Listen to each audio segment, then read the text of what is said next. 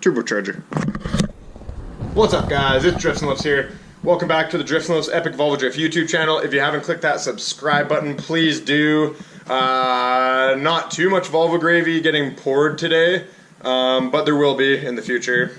So today's video, I figured I would show you guys a couple clips that I had laying around.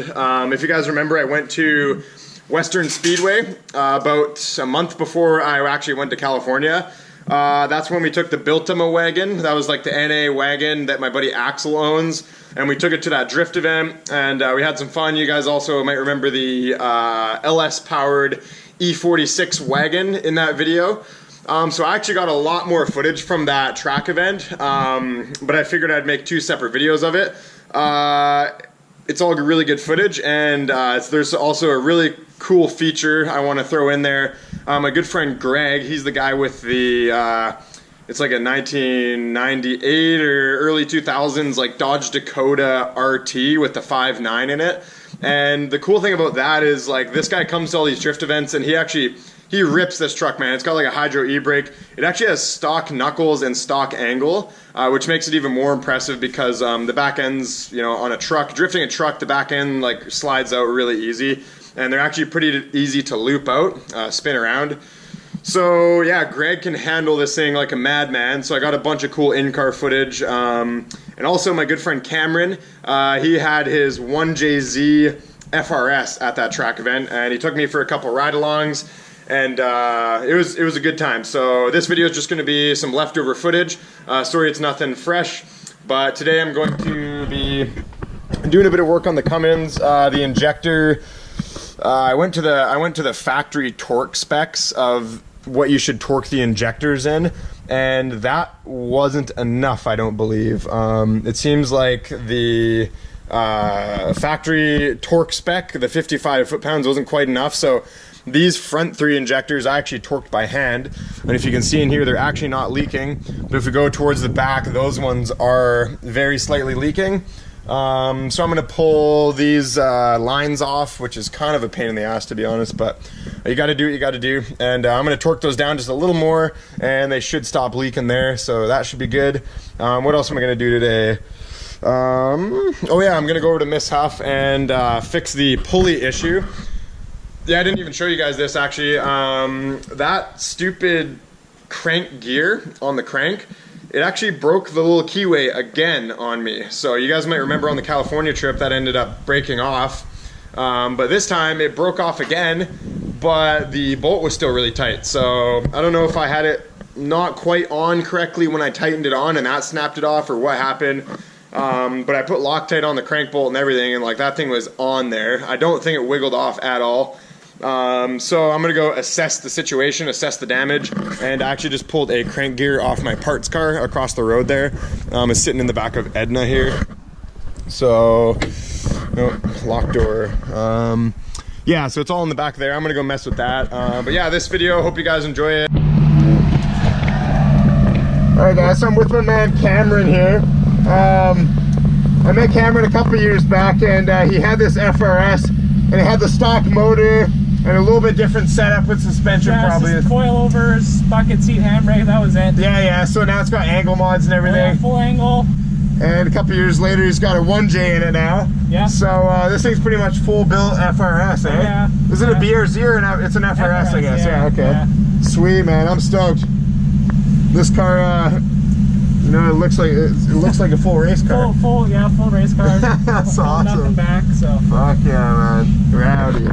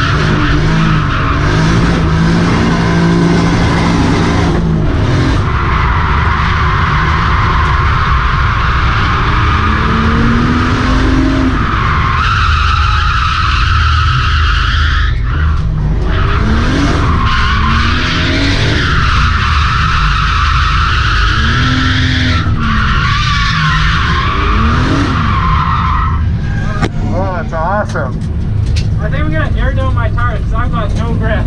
No, yeah, it feels pretty slippery. Yeah. Yeah, because these are the same tires. It roasts third gear like no problem. Yeah, like these are the tires. So there we go. That motor looks so good in that van. Yeah, I know. Oh man. Yeah, it totally does. Oh, that's so rad. It's a good car. I know. Yeah. It all looks so cleanly done too. Yeah. I love it, just like Yamaha. Yeah. It's like, that's why the motor's good. Yeah, exactly. Yeah. Sweet. So this turbo's probably good for like 25 pounds or more, I guess. Yeah. It's not even struggling. No, not it's even a bit. under efficiency. Oh, definitely, yeah. Yeah. Yeah, fuck yeah, man. Right on. Alright guys, this car is super rad. Oh, it goes real good. So shout out to my man Cameron here for taking me for a rip in this thing. I'm gonna hook up the GoPro for the next couple of runs and we'll face it backwards like this. See what this thing can do.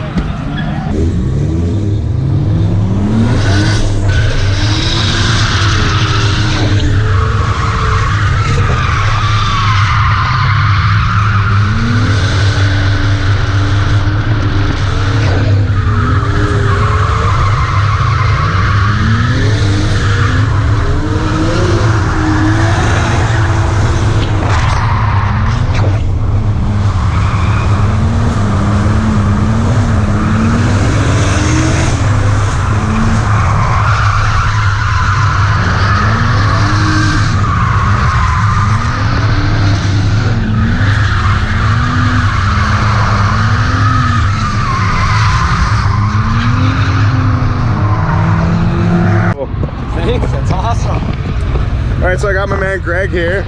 So Greg, tell us about your truck here. I've seen this out at a couple drift events now, and I always see you ripping this thing hard, man. It's sick. Well, I've always dreamt of racing and looked at the most affordable to fun. Drifting was definitely it. Heck yeah. So I just wanted to try it, see if I could do it. So I just set out to find something cheap with some kind of power. Yep. And, well, this was what I got for 1,100 bucks. Man, there you go. So this is actually the RT model with the 5.9, right? It is. There is not a whole lot different than any other one, though. Okay, okay. So the 5.9, like it makes like 220 horse or something chunky like that. 30 or a bunch of torque though. Yeah, about the same torque. Yeah, so sweet. Right on. So you got the diff welded, or is it a stock welded rocker? the diff. Welded the diff, I yeah. blew it up once, threw another one in, and welded her up. Wicked, yeah. Lowered the front end 2 inches, and that's about it. Nice. Other than the interior. Yeah, I guess you got the Carhartt racing seats in here. Nice. Push hydro. You got the hydro e-brake. The auto shifter down there. Yeah. So you just leave it in second gear and give her. Sometimes I gear down just some to at drag, first, but... sometimes. Yeah. Sick. Well, you'll have to take me for a ride and we're gonna put the GoPro on the top. Yeah, man, that'd be awesome. Yeah, hell yeah. Cheers, buddy. Sick, Greg. Alright guys, so we're in Greg's Dakota here. Gonna go for a rip. This helmet is like 2 sizes too small for my head, so it's literally crushing my skull. Oh, it's terrible.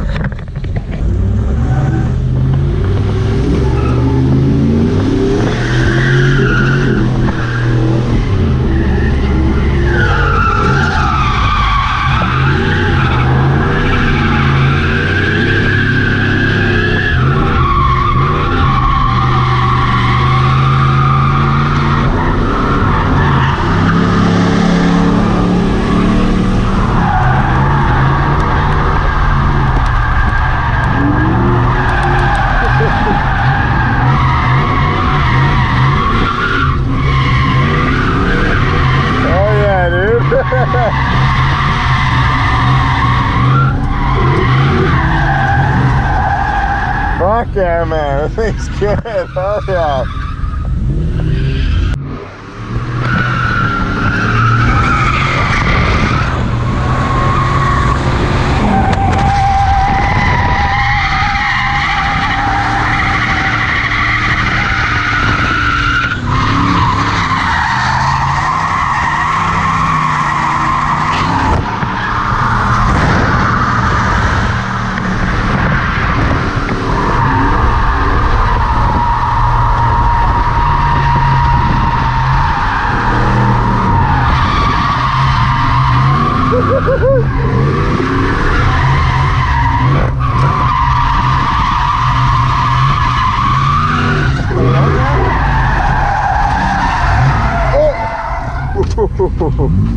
He's trying to do the wall tap, not the hit.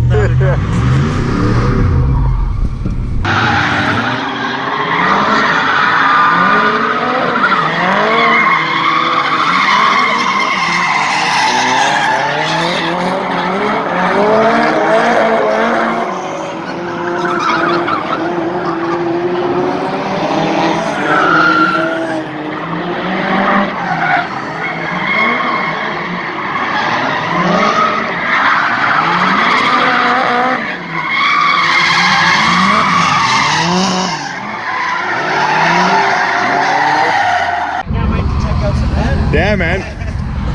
So thanks to my friend Greg here for taking me for a rip in his Dakota. So I hooked him up with a Drifts and Lifts sticker, Volvo Drift Pale Ale. And how do the knockoff seats hold up? I might have to get a pair of these for my Cummins. What do you guys think? A pair of Recaros look good in the Cummins? I think so. That'd be pretty sweet. A little bit. My hips were too wide for them. No. But yeah, no, like bearing hips. I'm wondering on a long trip, like 10-hour drive, how those would feel. Yeah. Might not be too bad, but you know, you never know. For like 9 hours one day here. Pretty much. Yeah, I guess so. Yeah. It was pretty good. It wasn't true. bad, Yeah. considering they were knockoffs. Yeah, no doubt. All right, so I got my friend Colby here. This is his early 80s. 85 RX7. It's got the 12A or the 13B? 12A. It's got the 12A. All right. So my man Jake did some angle mods on this apparently, and some extended lower control arms. Is that right? Yeah, knuckles, control arms. It's got coilovers in the front. That's about it. Some shitty Honda coils. Okay, look pretty bouncy out there actually. Yeah, it's bouncy, and I think the front sway bar is a little stiff at the moment. Okay. It's a three-wheel. Really? Wow. No, that's probably not the best for drifting. What else do we got? It's no power steering, right? No power steering, and these cars never came with a rack. They're a steering box like a truck. Steering box like a truck. All right. So as far as like driftability, might be a little difficult on the scale of cars to drift. But Chloe's gonna let me get behind the wheel of this thing. We're gonna slap the GoPro inside, and we're gonna go for a small rip. Mint. All right, guys. I don't really fit in an FB RX7 very well. Okay, so you've driven rotary? No. You have nothing under 4,500 RPM. Oh yeah. Nothing. No, just Nothing. Keep ripping it. Second gear, just rip. Yeah, and when you hear a buzzer, if you hear a buzzer, that's $7 grand. Keep her there. Oh wow. Okay. Like I try and there's no limiter. I try and keep it under 8,500, but you know the corner's going good. It's impossible to drift with this steering. I can guarantee you.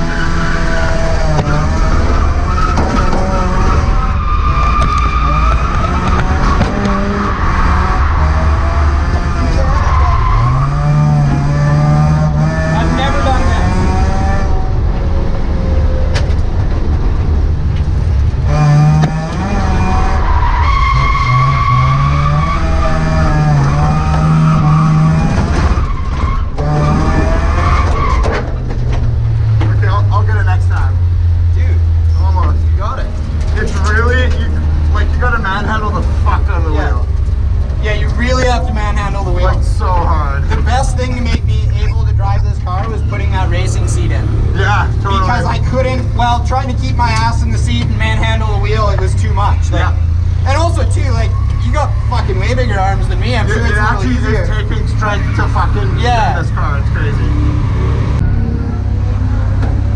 Alright guys, so after the first lap there, pretty difficult car to drift with the no power steering. I think is the hardest part about it. Yeah, that definitely is doing it. I think with power steering it'd be fine. Yeah. To be honest.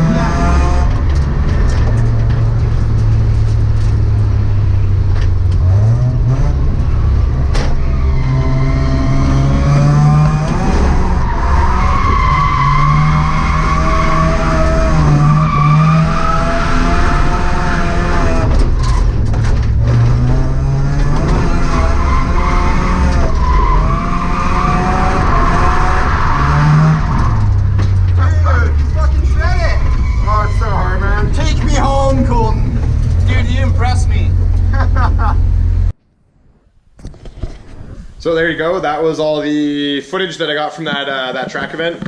If you guys noticed, Greg is actually like, it's an automatic truck, and he just has like a shifter to go from first to second gear. I think he also sometimes uses third gear in that on the really long corners. But yeah, his actually, if you looked, his e-brake is a push hydro e-brake.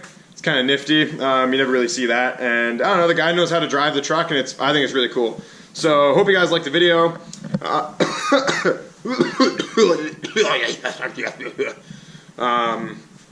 Yeah, so that's basically a wrap up, and hope to see you guys next time, and we'll do some more Volvo gravy pouring. Like and subscribe for Stinky Volvo Carcass. Peace out.